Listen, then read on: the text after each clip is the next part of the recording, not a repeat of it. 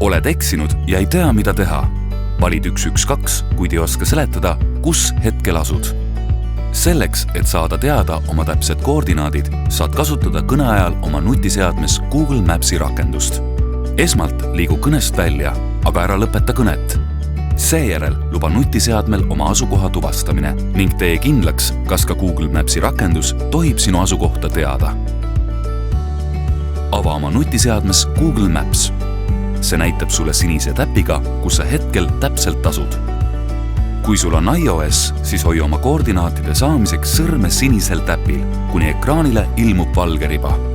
Tõmba riba üles ja näedki koordinaate.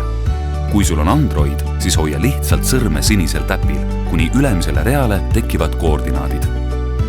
Seejärel ütle koordinaadid häirekeskusele ning jää ootama abi saabumist.